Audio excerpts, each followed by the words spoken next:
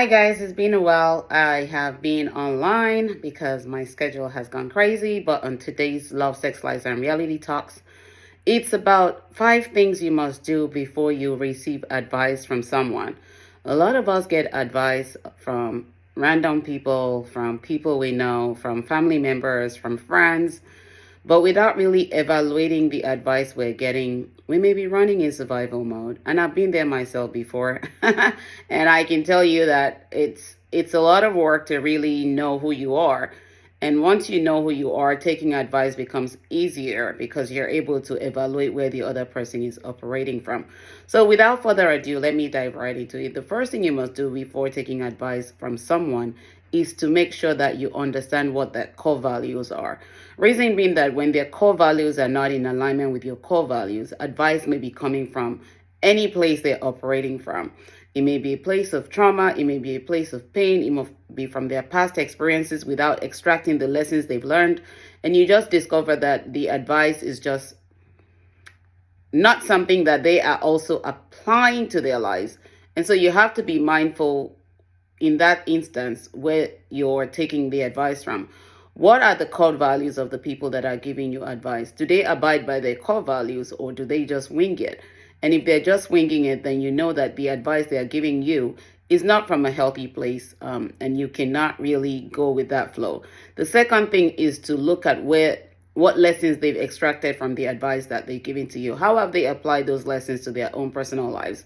If they're not applying the lessons that they're sharing with you, but they're just telling you random things based on where they're operating from, then you may be running on the same line of operation that they are into. Remember, misery loves company, and when you're moving with people who don't apply lessons to their life, but does take experiences and birth a lot of narratives from the experiences without extracting the lessons and applying the lessons to their lives, you will just be staying in a place of misery along with them, and you may not really evolve. The third thing is to look at those lessons, the advice that you're getting. How does it apply to you? How have you reached a decision point that advice is in alignment with the decision that you've made? Let me say that again because that was a tongue twister for me. How has the advice that you're being given happen to be in correlation with the decision that you're making for your life?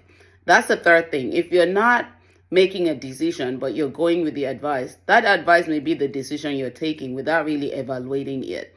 The fourth thing is to make sure that when you're getting the advice, you're extracting what applies to you. Not everything will apply to you when people give you advice.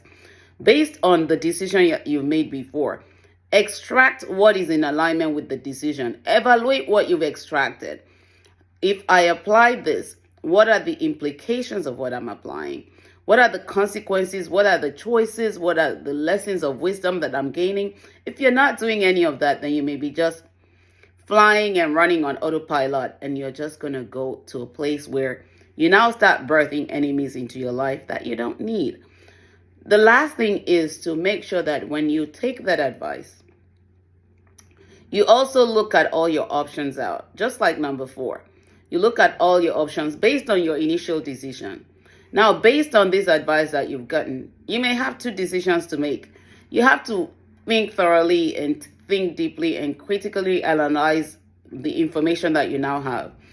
What knowledge are you gaining from the information? What wisdom are you extracting from the information? How does it impact the life of other people that you will be in contact with based on the advice that you're giving? Because we have to be very mindful of how our choices also affect the lives of other people, emotionally, mentally, spiritually, financially, every area of life. We can impact other people's life in a negative or positive way.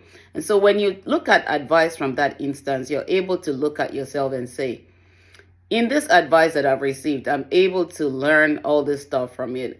I'm able to evaluate the core values and make sure they're in alignment with where I am. I'm able to look at my decision and make sure that the decision I made prior to getting the advice is the right decision for me. Because you only know what works best for you. People don't know what works best for you. Let me say that again. You are the only one who will know what works best for you. Other people won't know what works best for you. So when you make the decision, you have to thoroughly think about the impact of your decision, either negative, either positive, how it also applies to other people that you meet, and how it also impacts their life. It may be family, it may be friends, it may be work, whoever it is that you're in contact with. How does your decision impact their lives? And as you go on to do this, you will realize that knowing yourself is key, because when you know yourself, the choices and decisions that you're making is based on what works best for you. The advice that you're getting is to evaluate if you're making the right decision or you're falling away from the right path. And if you're not evaluating, guess what? You will be on the path of losing yourself, acquiring more pain, because like I said, misery loves company. People that are not healthy will always want you to be in an unhealthy place, so that their misery can become the company that you are attracting. And before you know it, you're shifting to the left rather than balancing your life for the better, not the bitter. Always remember to never stop loving while living. When you stop loving, you stop living. When you stop living, it means it's time to go back to the maker.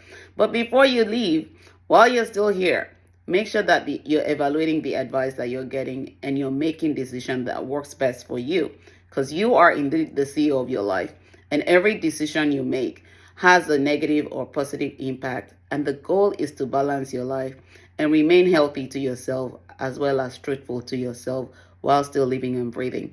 Until next time, you have an amazing week. Talk soon. God bless. Bye-bye.